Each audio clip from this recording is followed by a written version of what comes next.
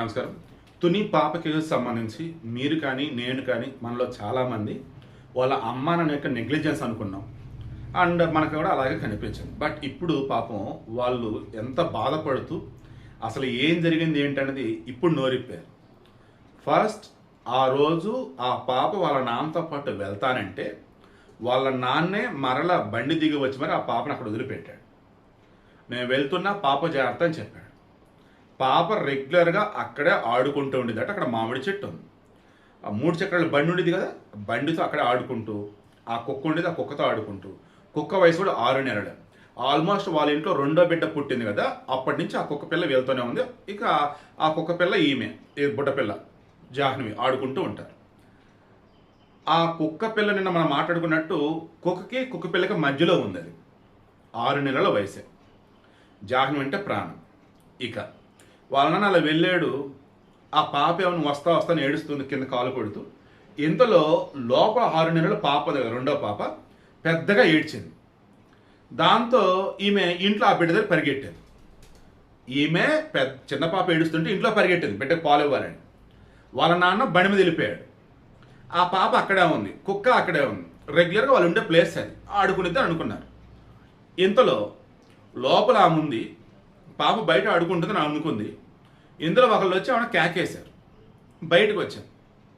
బయటకు వస్తే ఆయన అడిగాడు, ఏమని, మీ పెద్ద బుజ్జమ్మ ఎక్కడమ్మా అని. ఆడ ఆడుకుంటుంది కదా అని అంది. లేదు ఇక్కడ ఎక్కడా లేదు కదా, ఒకసారి వాళ్ళ నాన్న దగ్గర ఉందేమో ఫోన్ చేయని అన్నారు. నా దగ్గర బ్యాలెన్స్ లేదు, మీరు చేయండి అంటే ఆయన చేశాడట.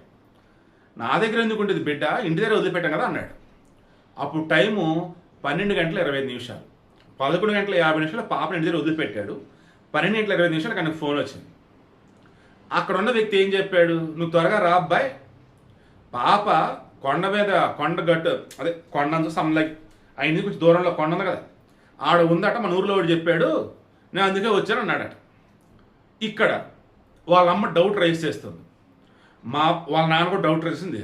మా పాప ఇంటి నుంచి మహా అయితే ఒక 20 మీటర్లు అంతకుమించి పోదు.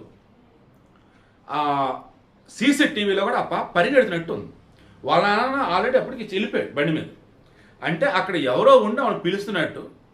లేదు అన్నప్పుడు వాళ్ళ నాన్న వెళ్తుంటే వెనకాల పరిగెడుతుంటే అక్కడ ఎవరో ఉండి ఆ పాపను పట్టుకెళ్ళినట్టు.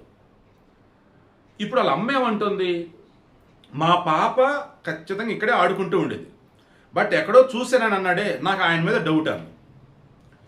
ఆయన వచ్చి ఏం చేయాలి, ఫస్ట్ వీళ్ళ అమ్మగా చెప్పాలి, మీ పాప ఉందమ్మని. చెప్పకుండా ఊర్లో మనిషికి వెళ్ళి చెప్పాడు.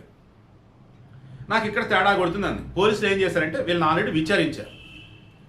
ఎవరైతే మొదట చూశారని విచారించారు. మొదట వీళ్ళ ఇంటికి వచ్చి చెప్పారు, వాళ్ళని విచారించారు. ఓకేనా. ఇక పాపకు సంబంధించి ఎన్డీఆర్ఎఫ్, ఎస్డీఆర్ఎఫ్, అటవీ శాఖలో పవన్ కళ్యాణ్ తర్వాత హనుమాన్ టీం అని ఉంటుంది. ఈ హనుమాన్ టీం అంటే ఏంటంటే ఇది వచ్చేసి ఓ రకంగా పర్యవేక్షించడం, అడవికి సంబంధించి అడవి ప్రాణులు వాటికి సంబంధించి అడవిని, అండ్ సహాయం చేయడం ఏదైనా అవసరమైతే, అండ్ సంరక్షించడం, కాపాడటం, గమనించడం, సాయం చేయడం, కాపాడటం. అది అడవి ప్రాణులకైనా అడవి దగ్గర మనుషులకైనా కానీ చెట్లు కొట్టేయకుండా ఉండేలా చూసుకోవడం. ఆ టీంని రంగంలోకి దించారు. ఎందుకు, ఇక్కడ ఇన్స్పెక్టర్ ఎవరైతే ఉన్నారో కేసు డీల్ చేస్తున్న పెద్దాపురం డిఎస్పీ అన్నారు, ఐ థింక్ ఆయన పేరు తిలక్. సో ఆయన ఆధ్వర్యంలో టీం.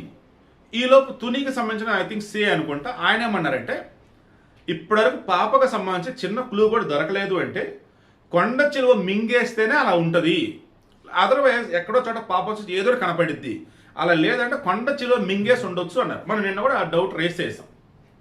ఇక డిప్యూటీ ఫారెస్ట్ అధికారి ఉంటారు, ఆయన ఏం చెప్పారంటే ఈ సరౌండింగ్స్లో మనుషుల మీద అటవీ ప్రాణులు దాడి చేస్తుంటే అక్కడ దాఖలాలు లేవు. అండ్ తుని నుంచి నర్సీపట్నం వెళ్ళే దారిలో ఈ సిహెచ్ అగ్రహారం అన్న ప్రాంతం ఏదైతే ఉందో అక్కడ పామాయిల్ తోటలు ఎక్కువ ఉంటాయి. ప్రతి తోటలో కూడా ఒక ఇల్లు అనేది ఉంటుంది, ఆ ఇంట్లో ఇంటికి కాపలాదారులు ఉంటారు అన్నారు. ఈ చుట్టుపక్కల ఎక్కడ కూడా దాడులు అయితే జరగలేదు అన్నాడు. సో అప్పుడు హనుమాన్ టీం కనుక ఎంటర్ అయితేనే అప్పుడు అక్కడ అసలు ఏం జరిగింది ఏంటో వాళ్ళు చెప్పగలుగుతారు. సో వాళ్ళు ఇప్పుడు జల్లిడ పడుతున్నారు అంతా. ఇక ఈ ఇంట్లో అది G+1 అనుకుందాం, అనుకోవటం కాదు, అది ఉంది. అందులో గణేష్, భవానీ పిల్లలిద్దరూ అండ్ గణేషుల అమ్మ నాన్న కూడా ఉంటారట.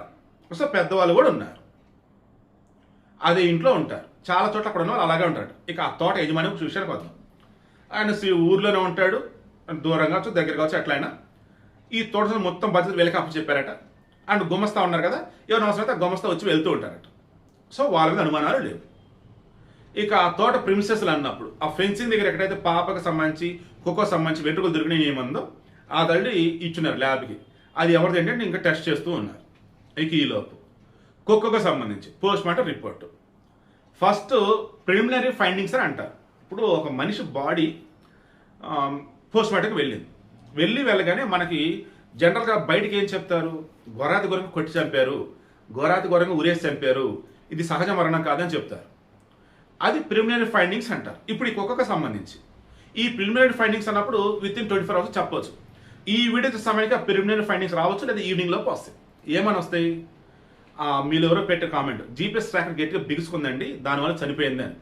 సో అలా బిగుసుకుని చనిపోయిందా, లేదా కుక్కడు ఎవరైనా భయంకరంగా కొట్టారా, కొడటం వల్ల ఇంటర్నల్ రక్తస్రావం జరిగిందా, గాయాల లోపల ఇదైపోయినాయా, అది ప్రిలిమినరీ ఫైండింగ్స్లో తెలిసింది. ఒకవేళ లోపల వచ్చేసి అసలు ఏమైంది ఏంటి ఆర్గాన్స్ కన్నప్పుడు ఎవరైనా గట్టిగా కొట్టారా, లేదన్నప్పుడు ఇంటర్నల్ డ్యామేజ్ అయినాయా, ఏం జరిగింది ఏంటి అన్నప్పుడు బయాస్పీ లేదా హిస్టోపాథాలజీ అంటారు. బాడీలో ఏవైతే పోస్ట్ మార్టం అప్పుడు ఎన్ సోరవరం ప్రాంతంలో వెటనరీ డాక్టర్ సర్జన్ ఎవరైతే ఉన్నారో వాళ్ళు పార్ట్స్ తీసేసి వైజాగ్ ఫోరెన్సిక్ ల్యాబ్కు పంపారు. అక్కడ ఈ ఆర్గాన్ సంబంధించి బయాస్పీ లేదా హిస్టోపాథాలజీ అంటారు చూసారా, అది రావడానికి 1 to 2 weeks పట్టొచ్చట. అంటే మినిమం ఇంకొక 10 రోజులు వేసుకుందాం. ఒకవేళ స్లో పాయిజనింగ్ అయితే అది టాక్సికాలజీ అని చెప్పేసి అది విష ప్రయోగం జరిగిందా లేదంటే అదొక పరీక్ష అంట. ఆ రిపోర్ట్ రావడానికి ఫోరెన్సిక్ రిపోర్ట్ రావడానికి మినిమం 3 weeks పట్టిద్దట. సో హార్డ్లీ ఈ కుక్కకు సంబంధించి ప్రిలిమినరీ ఫైండింగ్స్లో నేచురల్ డెత్ ఎవరైనా కొట్టారా ఏంటి అనేది తెలిసిద్ది, లేదా జంతువులకు దాడి చేస్తే అది తెలిసిద్ది అంతే. ఆ తర్వాత ఏదన్నా ఇంకా ఇన్డెప్త్ వెళ్ళన్నప్పుడు మాత్రం మినిమం 2 వారాలు లేదా 3 వారాలు పట్టేటట్టు ఉంది. ఒకవేళ ఇక్కడ కనుక ఒక క్రిమినల్ కేసు అన్నట్టు కనుక ఉన్నట్టయితే అది కుక్క బాడీ అయినా మనిషి బాడీ అయినా మినిమం 4 నుంచి 6 వారాలు పట్టిద్దట. ఎందుకు? మొత్తం ఇంకా కేస్ షీట్ రెడీ చేయాలంట, మొత్తం ప్రొసీడింగ్స్ ఫాలో అవ్వాలి. అది ఇక్కడ. ఇక ఇప్పుడు మనకు తెలియాల్సింది మరలా చెప్తాను, నిన్న ఈవినింగ్ కూడా నేను ఇచ్చినప్పుడు కూడా వైల్డ్ గెస్ అన్నట్టు ఎవరో ఇది చేసుకున్నారు, ఎవరు అడిగితే చెప్పారు. ఈ ఇంటికి సరౌండింగ్స్లో ఒక మామిడి తోట, ఆ మామిడి తోటలో అమ్మవారు కూడా అక్కడ పాప ఉంది అని చెప్పేసి వైల్డ్ గెస్ అంతే. అది ఏముంది, ఏ పుట్లో ఏ పాము ఉందో ట్రై చేద్దామంటే మనం ట్రై చేసామన్నా, బట్ అది వర్కౌట్ కాదు. సో అవతల ఎవరో యువతలు అడగగానే ఏదో చెప్తే బాగోదు అన్నట్టుగా కొంచెం ఆలోచించి చెప్పినట్టుగా చెప్పాడు, అది తప్ప వేరేది కాదు. తర్వాత already NDRF, SDRF, Hanuman team, తర్వాత అటవీ శాఖ సంబంధించి నైట్ వాచర్స్, తర్వాత బేస్ క్యాంప్ వాచర్స్ మొత్తం జల్లెడబడుతున్నారు. 400 మందితో మొత్తం 40 టీములు ఏమి వేస్తున్నారు. అణువణువు గాలిస్తున్నారు. ఎక్కడ గుబురుగా ఉన్న కొండలున్నా గుట్టలున్నా ధర్మల్ మ్యాపింగ్ సమ్మేదన ఇండియాతో అది చేస్తున్నారు. డిప్యూటీ సీఎం, హోంమంత్రి, చీఫ్ మినిస్టర్ మొత్తం కూడా దీనికి సంబంధించి చాలా ప్రెస్టేజ్ ఇష్యూగా తీసుకున్నారు. సో ఓవరాల్గా ఈ కేసు సంబంధించిన మేజర్ అప్డేట్స్ ఇవి. అండ్ ఆ పసిబిడ్డకు వాళ్ళ నాన్నంటే ప్రాణం. ఎంత ప్రాణం అంటే ఆ బిడ్డ పడుకొని నిద్రపోతున్న మధ్యలో మెలుగు వస్తే వచ్చి వాళ్ళ నాన్న దగ్గర పడుకునిద్దట. మెలుగుని ఉన్నప్పుడు వాళ్ళ నాన్న ఎవరైనా కనుక వచ్చి పట్టుకుంటే పక్కకు జరిపి నాను అంటూ, అంటే వాళ్ళ నాన్నే నాను అనేది ఇంకా మాట్లాడుకో రావట్లేదు ఆ బిడ్డకి. సో వాళ్ళ నాన్న అంటే అంత ప్రాణం. సో ఆ బిడ్డను కాపాడుకునే విషయంలో వాళ్ళ నాన్న చిన్న మిస్టేక్ కూడా లేదు. ఇక వాళ్ళ అమ్మ, మనమైనా మీరైనా దేవుడి నుంచి మాట్లాడుకుంది, ఆమె నిర్లక్ష్యం, ఆ బిడ్డను అక్కడ వదిలిపెట్టి లేకపోతే తీసుకెళ్ళచ్చు అనుకున్నాం. లోపల పసిబిడ్డ ఏడ్చేసరికి ఈ పెద్ద బిడ్డను వదిలేసి వెళ్ళిపోయింది. ఆ పెద్ద బిడ్డను వదిలేసింది ఎక్కడ, వాళ్ళ ఇంట్లోనే కదా, ఎప్పుడు ఆడుకునే ప్లేసే కదా అని ఆమె వెళ్ళిపోయింది. ఈలోపు వాళ్ళ నాన్న వెళ్ళిపోయాడు, వాళ్ళ అమ్మ వెళ్ళిపోయింది. ఈ బిడ్డ వచ్చేసి ఆ ఏడుస్తున్న మూమెంట్లో, నేను కూడా వెళ్తాన్న మూమెంట్లో బయటకు వచ్చింది.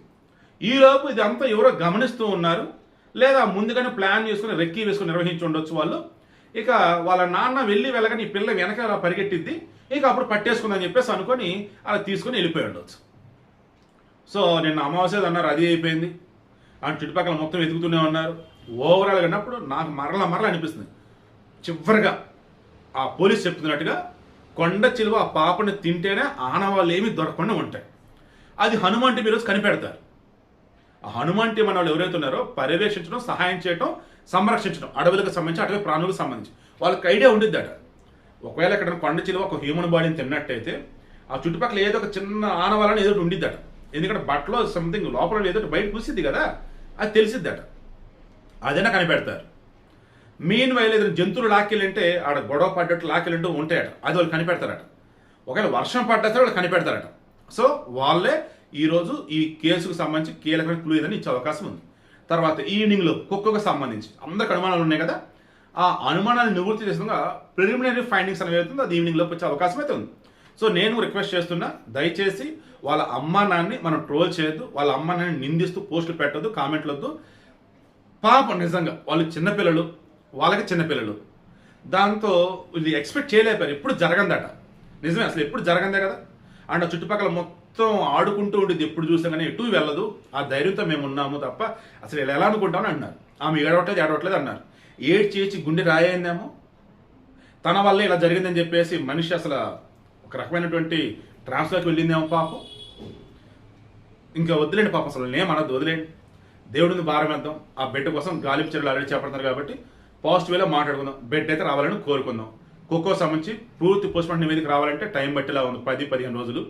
మెయిన్వెల్ ప్రిలిమినరీ ఫైండింగ్స్ అయితే ఈవినింగ్లోకి రావచ్చు. మేబీ ఈ వీడియో ఇచ్చా కనుక వస్తే నేను అప్డేట్ చేస్తాను. మీకు ఇంకా ఏదైనా కనుక డౌట్స్ ఉంటే కింద కామెంట్ రూపంలో తెలియచేయండి. ఎందుకంటే కొంతమంది రాజమండ్రి చుట్టుపక్కల చూశారు, వేరే ముసలి దగ్గర ఆ బెడ్ ఉందని అంటారు, అదైతే ఏమీ లేదు. అండ్ మొత్తం 7 సెల్ ఫోన్ టవర్లు, 400 మంది కాల్స్ మొత్తం ఫైండ్ అవుట్ చేసుకుంటూ పోతూ ఉంటే 100 మంది అనుమానాస్పద కాల్స్ అనేది తెలిసింది. వాళ్ళని విచారిస్తున్న మొమెంట్లో ఫైనల్గా 4 ఆల్రెడీ అదుపులోకి తీసుకున్నారట. బట్ వాళ్ళది ఏమీ లేనప్పుడు వదిలేయడం తప్ప చేయగలిగింది ఏమీ లేదు. సో వీళ్ళ అమ్మా నాన్న ఫోన్ డేటా, వాళ్ళ బంధువుల ఫోన్ డేటా, ఊర్లో వాళ్ళది, ఆ టవర్ లొకేషన్ మొత్తం జరగబడుతూనే ఉన్నారట. సో ద బెస్ట్ వేలో పోలీసులు అయితే ఉన్నారు. పాజిటివ్గా ఆలోచిద్దాం. Hope for the best.